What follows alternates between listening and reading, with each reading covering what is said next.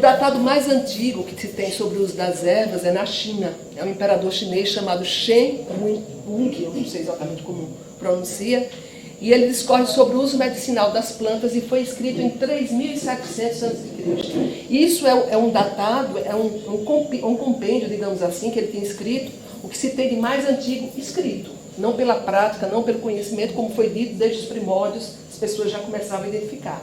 Mas em termos de documento escrito, data aí de 3700 a.C. na China. Né?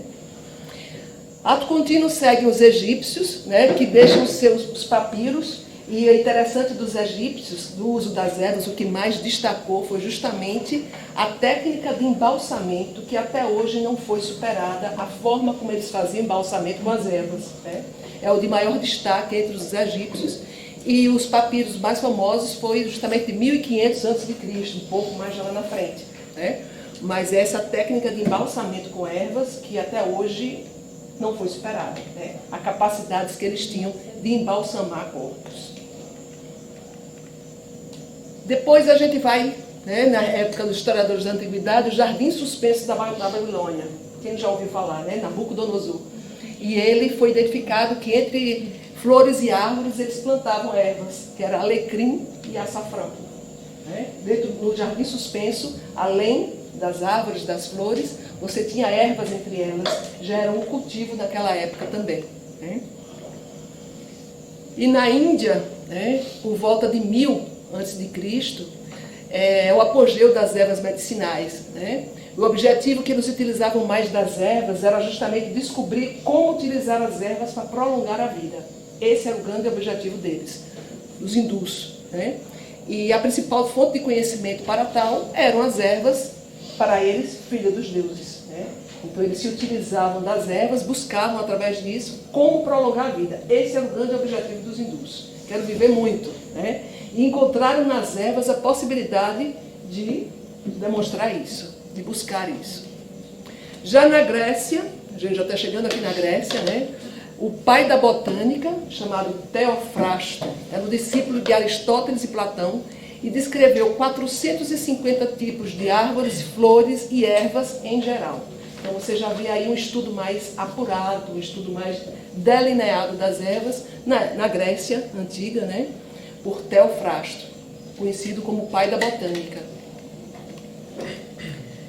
E com o apogeu do Império Romano, o saber deslocou-se para Roma e lá foi encontrados os maiores herbolários. Achei interessante o nome dado a essas pessoas, que foi Dioscórides, que era o médico de Nero, que inseriu Roma, e Galeno, que era o médico do imperador Marco Aurélio.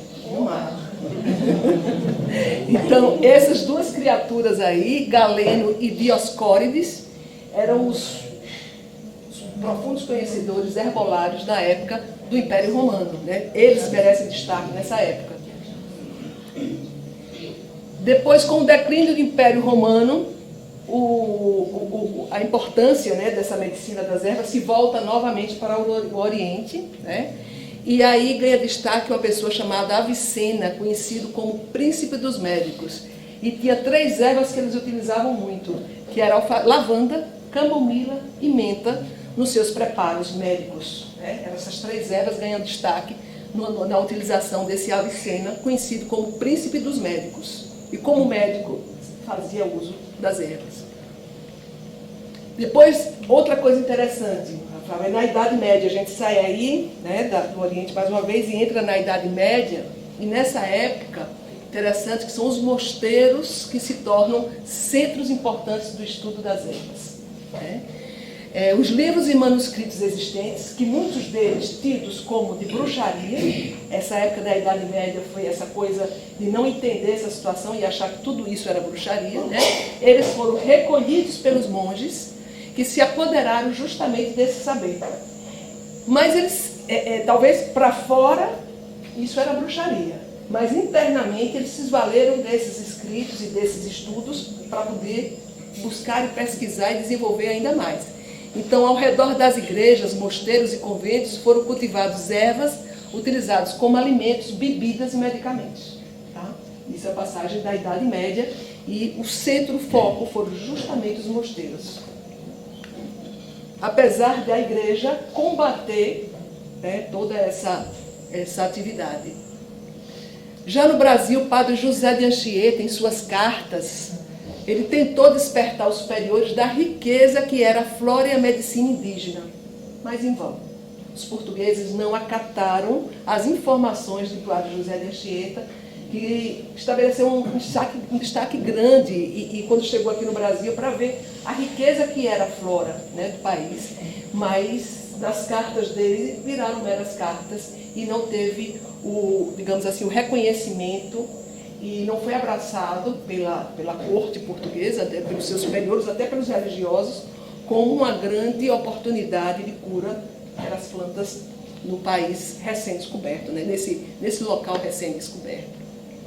E, por fim, nada mais que os saberes dos povos tradicionais são as principais fontes de ensinamento sobre o manuseio das ervas, ganhando destaque a figura dos xamãs, aos quais é atribuído a tarefa de zelar pela saúde da tribo.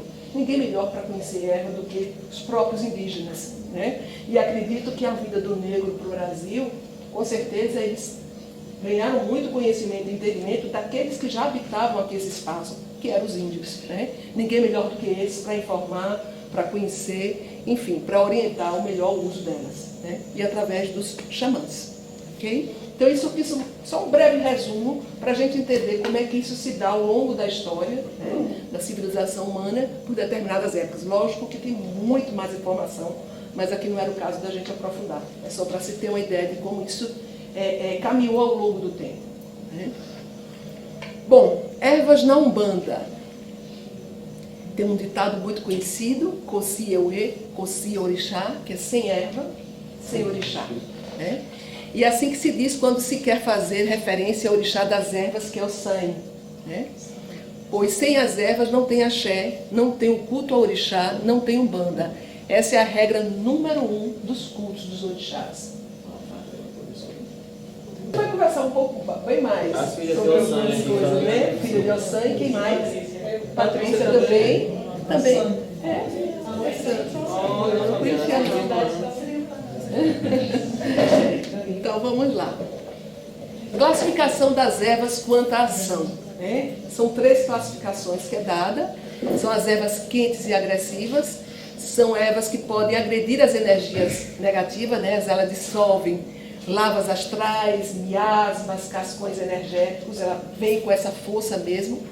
Mas também tem um potencial de agredir fisicamente, podendo causar alergia e irritação. Por isso precisa saber usar.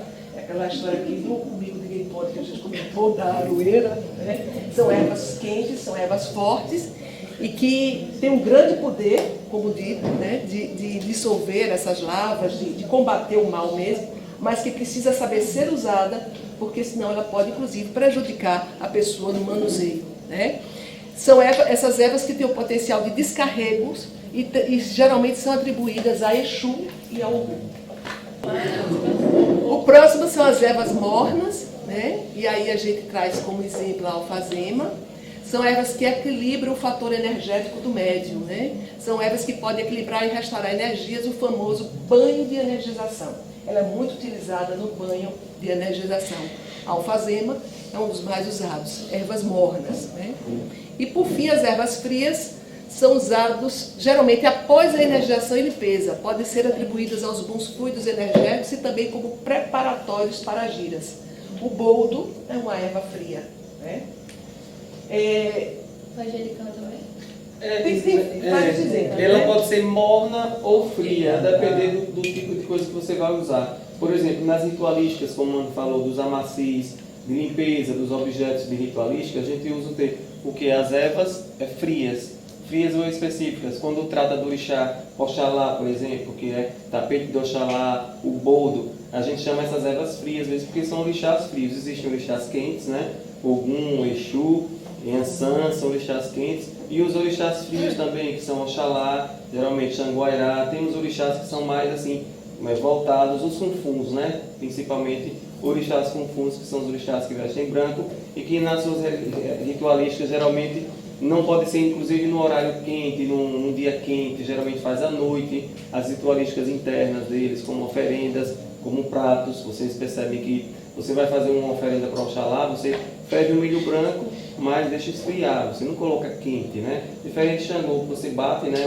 o amalá, bate quente, o quiabo e coloca pegando fogo mesmo. Então, tudo isso vem das ervas. Então, você tem alguma dúvida com a erva que é de tal orixá, você começa a fazer a associação. Essa erva muito quente, por exemplo, urtiga, vocês acham que é de quem? Exu, né? Então, urtiga de Exu, espada de Ogum, seria de quem? Já está dizendo o nome, né? Não é? A espada de Santa Bárbara, né? Já faz, né? Mangueira também, Xangô, né? Já puxando a sardinha. Então aí é isso vocês. E vocês podem ir tirando as dúvidas e perguntando. Teve uma colega aqui de vocês, inclusive, teve uma alergia esse final de ano, né? Ele disse assim, toma um banho de louro. Aí a criatura colocou louro, botou canela, ferveu, botou na cabeça, pegou fogo. Eu achei que eu ia morar no hospital. Então, ela pegou um banho assim, misturou as ervas e era do pescoço para baixo, molhou o outro, né? Aí esquenta. A gente precisa entender e as ervas são também o que a gente come, vai falar também, né, Ana? Das ervas, né? Por que optar sempre que possível por colher as ervas que fará uso ao invés de comprar? Né? Por quê? É melhor buscar, colher, ver onde é que tem, Lara vai você saber mesmo. responder. Quem vai colher essa planta que tem um fator diferencial muito grande. Infelizmente, nem sempre é possível a gente estar com todas as ervas na mão e dizer, sou eu que vou colher, eu vou atrás. Porque são ervas, às vezes, mais difíceis de ser comumente encontradas. Uma espada de São Jorge, se você quiser fazer algum ritual, ok, é fácil de encontrar, uma aroeira é super fácil de encontrar, mas tem ervas que são muito difíceis. Se ao colher a erva, o indivíduo que fez estava de mau humor, captando energias negativas do astral e impregnou as ervas com essa essência densa. Né? Isso é possível acontecer. São 3 situações que a gente colocou aqui, a maceração, né? É o processo de imergir as plantas na água, as folhas, né? E amassar com as mãos, o intuito de retirar o sumo. Né? Então, a maceração é justamente essa, é com as mãos dentro d'água, com as folhas, e você vai macerando essas folhas na água. A segunda é a infusão, né? É o processo de você, nas folhas, adicionar água quente. Nesse processo, a planta, a folha, não vai ao fogo. É o chá, como a gente chama, né? A infusão, você joga água quente em cima da folha e deixa repousar por um determinado tempo. E, por fim, a decocção, né? Que é justamente você leva ao fogo as ervas com a água. Cada erva, cada situação vai ter um emprego diferente, né? Vai exigir uma forma de preparo diferente, a depender do que você vai fazer, né? Por exemplo, o amaci, como chama, né? Que é justamente para banhar os objetos, esse tipo de coisa é feito. E o uso das ervas na Umbanda. O primeiro que a gente vai falar, e Danilo pode completar um pouquinho, Danilo, é sobre justamente o banho de ervas, né? Eles são indicados para vários fins, como abrir caminhos, descarrego, limpeza espiritual, atrair boas energias, prosperidade, afastar mal-olhado, entre outros. O banho de ervas, até como tratamento, não é de religião alguma. Isso não é, o banho de erva não é específico da Umbanda, né? Até o Universal está fazendo descarrego agora, né? Eu vi na televisão. Mas é uma forma de utilizar as ervas também, né? O princípio delas, mas sim da própria natureza. Então não está vinculado a uma religião, né? Porque quando fala assim, tome um banho, as pessoas já, isso é macumba, isso é coisa de... né? Infelizmente é sempre assim. Porque os próprios espíritos desencarnados que se apresentam como pretos velhos, caboclos, crianças, conhecem esses princípios e utilizam largamente. Então, não necessariamente um banho é algo estritamente vinculado ao Umbanda ou ao Candomblé. Isso é algo decorrente da própria natureza, são extremamente benéficos, né, para o tratamento e para até o bem-estar da pessoa, independentemente de qualquer religião. Né? Vamos lá. Dicas. Banho de ervas. Banho de ervas, quando feito com ervas frescas, deve ser maceradas. Quando feito com ervas secas, deve ser na forma de infusão.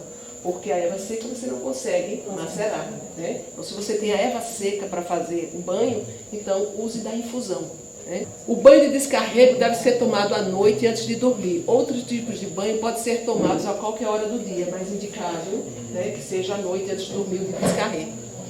É importante tomar um banho de ervas após o banho de sal grosso, pois esse banho vem com a função de repor as energias que foram neutralizadas pelo sal. É um cuidado que tem que se ter, né? Porque o sal, ele leva as energias negativas e as outras também, né? Muitas vezes. Você tem que recompor isso, e um banho de ervas após um banho de sal é importante para recompor justamente as suas energias positivas. Pode-se potencializar o poder energético dos banhos utilizando águas naturais, né? Água de chuva, água de cachoeira, água de rio, enfim, água do mar. Você consegue captar a água de chuva e preparar com banho de ervas, é tudo de bom. O uso das ervas na Umbanda também é defumação, né? Defumar espaços com ervas é uma maneira muito poderosa de limpar o ambiente, o corpo do médio e demais presentes, retirando as energias negativas e preparando o local para os trabalhos, né? Para que eles ocorram com harmonia. Assim, a principal função da defumação é modificar a energia existente no ambiente para equilibrá-la de acordo com a necessidade do que se presente. Elas abrem também o canal e a pineal, né, para você receber na Igreja Católica principalmente, quando coloca incenso de igreja, de mirra e tudo, aquilo ali faz com que a pessoa entre em estado meditativo para captar as energias do ambiente, para trazer uma paz, para trazer uma clareza. Existem ervas intuitivas, como tem ervas que limpam o ambiente, existem outras ervas que são mais para a intuição, para receber a orientação da espiritualidade, e é muito bom a gente conhecer por isso. E a defumação não é exclusividade da Umbanda. A Igreja Católica faz a defumação. Indianos, né?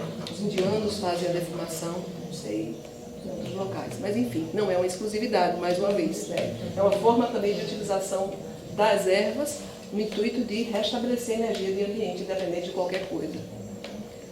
Aí eu trouxe aqui as ervas normalmente utilizadas na defumação. Procurei ver aquela mistura que vocês veem, coloca ali no carvão, né? E para realizar uma boa defumação utilizando ervas sagradas é necessário entender o que cada erva significa. Por que eu estou colocando ela ali? E como utilizar seus benefícios em ambientes, considerando que cada um é responsável por um tipo de energia e possui um significado diferente. Utiliza a alfazema, né? Que a finalidade é limpiar e purificar o ambiente, trazendo paz e harmonia. Utiliza o anis estrelado, que atrai prosperidade e criatividade. Utiliza o alecrim, combate inveja, olho gordo. Utiliza a erva doce, que tem a função da proteção. Utiliza a mirra, que afasta os maus fluidos e estimula a intuição. O Fábio estava acabando aqui de falar a utilização de mirra no sentido de facilitar essa conexão, essa capacidade intuitiva. Casca de alho, que é justamente corrói proteções de energias negativas, revelando, ou seja, ele realmente abre aquilo que está, digamos assim, escondido. A casca do alho vem justamente para expor e limpar, né?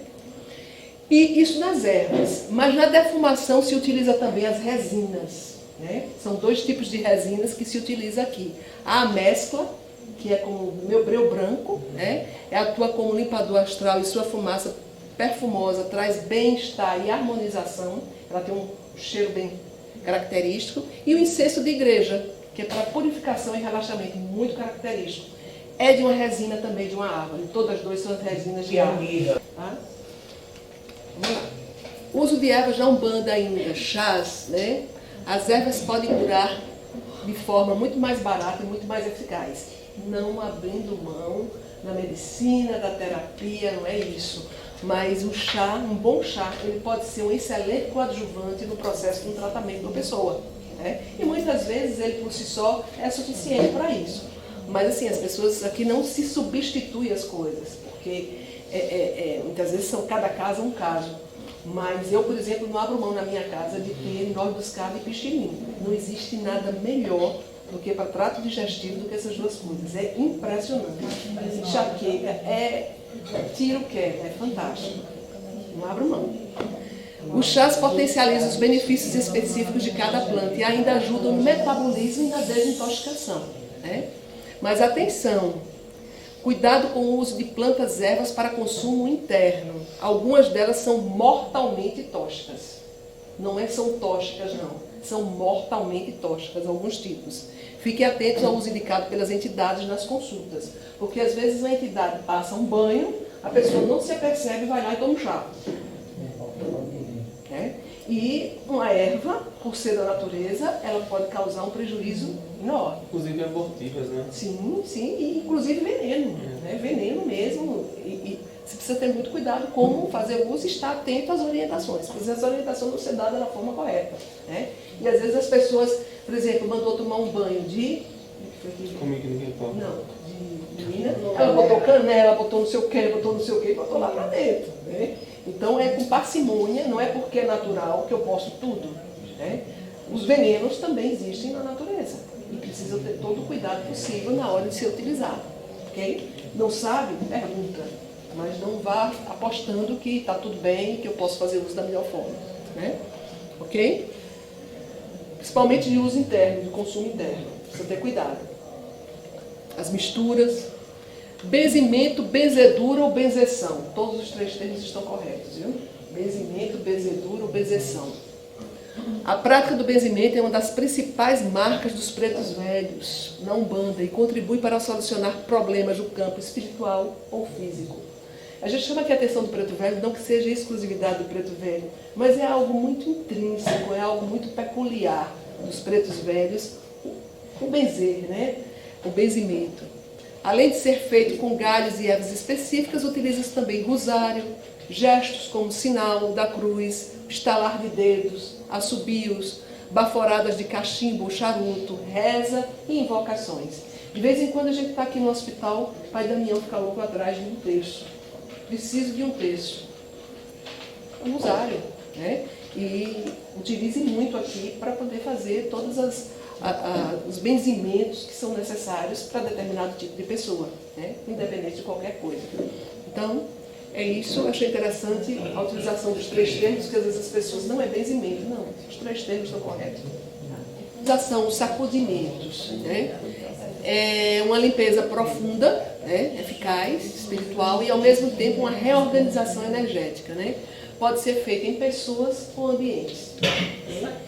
E, assim, uma limpeza de sua casa, com sacudimento. Ou bate-folhas também, como chama. Né? O que é que você faz? Você pega uma certa espada dessa. Ah, eu não sei se é amarela ou tal. A de Ogum é a que é toda de uma cor verde. E a de Iansã, ou Santa Bárbara, a depender do preconceito, né, da pessoa. Vocês olham, espada de Santa Bárbara, né? Porque a pessoa é católica, né? Sou da Umbanda, espada de Iansã. Aí você vai lá, pode misturar, não tem problema. E vai passando, colocaroeira também, peão roxo, enche as duas mãos e sai passando nas paredes, batendo mesmo. Se ficar verde a parede, depois você passa um plano. Porque às vezes o negócio está ali grudado, as memórias da parede, a pessoa que morou ali brigava na casa, e o casal está brigando e aquilo não é seu. Então você vai lá passando. Comece de dentro para fora. Certo? Comece do banheiro, do quarto, sala, corredor, depois bate na porta, bate na parede e bate no chão também. É bem assim uma planta de força também, de limpeza, de miasma, você ferve, depois passa no chão, tanto que tem alguns problemas, como é? Coisa de limpeza, produtos de limpeza de eucalipto, porque já traz essa força. Então na hora de comprar, de preferência eucalipto, que vai limpar também o próprio cheiro do eucalipto, ele afasta os miasmas, certo? Bambu também, quer fazer uma limpeza de Egum, que é a força de Iansã, pega um bambu, né, tira as folhas, macera bem e passa na casa, para limpar, tirar essa energia de Eguns, né? Tem essa energia de Eguns também, mas tem que ter cuidado com a parte da cachaça, para também essa pessoa não atrair outras coisas, né? Alguns Eguns, às vezes bêbados e tal, querem se alimentar. Tudo dentro assim, de quem foi que orientou, né? Se foi um espírito, se foi uma entidade que orientou, como é que vai fazer a dosagem correta. Mas plantas mesmo vocês podem passar de forma tranquilamente. As ervas dos orixás, né? A gente trouxe receitas de cada uma. Né? Então, aqui, Exu, Aroeira, é um exemplo, tem outras, tá? Ogum, espada de Ogum, Ossan, folha de louro, Oxóssi, samambaia, né? Omulu, mamona, Tempo, bananeira. Esse é um exemplo, trouxe uma só para vocês assimilarem exatamente, muitas já são bem conhecidas. Tem uns quadros lá, né, na sequência? Tem, foi, certo? Oxumaré, cana do brejo, Xangô, folha da fortuna, Jurema, própria Jurema, né? Ibeje, jasmim. Iansã, bambu. Oxum, erva cidreira. Iemanjá, manjericão. Obá, amendoeira. Euá, ibiri, que é um tipo de uma banana, não é bananeira, mas a folha é muito parecida. Tem um outro nome também, que até coloca bananinha do jardim, alguma coisa assim. É uma, acho que parente da bananeira. Nanã, Vitória Régia. Oxalá, boldo, que é o tapete de Oxalá.